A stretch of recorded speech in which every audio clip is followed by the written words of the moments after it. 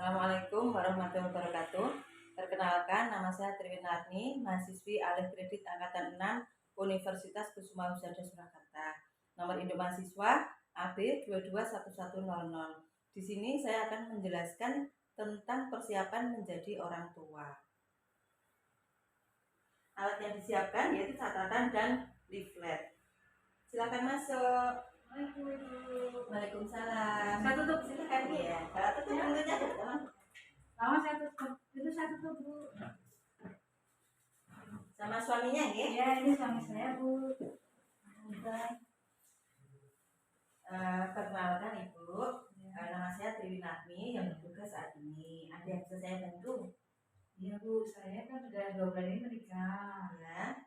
Saya rencananya setelah menikah ini tidak ingin menunda. Saya dan suami kompak ya, Bu. Tidak ingin menunda kehamilan. Dalam kehamilan otomatis nanti kan insya Allah ada anak ya mungkin biasanya. Kemudian kita masih bingung bagaimana ya, siap nggak, kita sudah siap belum ya kita menjadi orang dari calon anak. Jadi kami ingin konsultasi di sini, datang bersama saya dan suami ke sini minta petunjuknya biar enak menjalani hidupnya. Ya begini Ibu, sebelumnya saya tanya dulu nama Ibu? Iya. Suaminya Bapak Sudirman. Ya, usia 21 tahun ya. Menikah 2 bulan yang lalu. Oke. Gini, saya tahu Ibu. Jadi saat kita menikah itu suasana sudah berbeda dengan saat kita masih bujang. Nah, di sini yang disampaikan bagaimana perasaan kita masuk ke keluarga yang baru. Jadi menerima keluarga suami itu sebagai keluarga sendiri.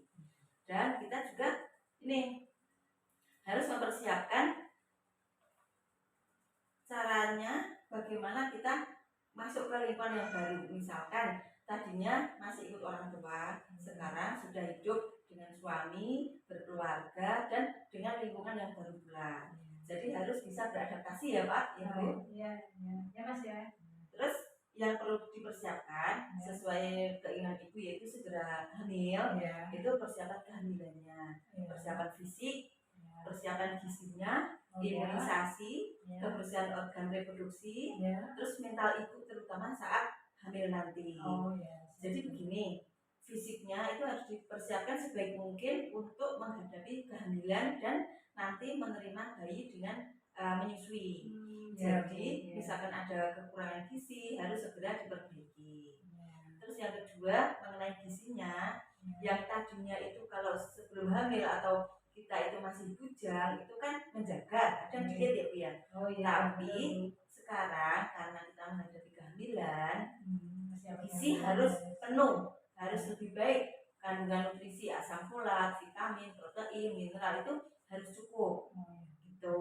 Terus imunisasi juga seperti yang kemarin waktu mau menikah kan diberikan imunisasi. Nah, itu dilanjutkan. Jadi sebelum menikah 1 kali imunisasi, setelah menikah 1 kali, terus dilanjutkan lagi 6 bulan berikutnya. Nanti kondisi hamil atau tidak hamil, patuhi apa yang ada dalam petunjuk di kertas itu. Yang kemarin itu yang dapat kartu kecil. Ya.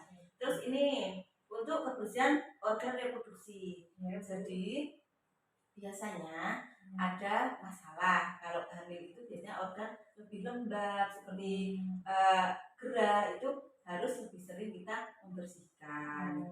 Terus untuk persiapan mental ibu sendiri menghadapi kehamilan.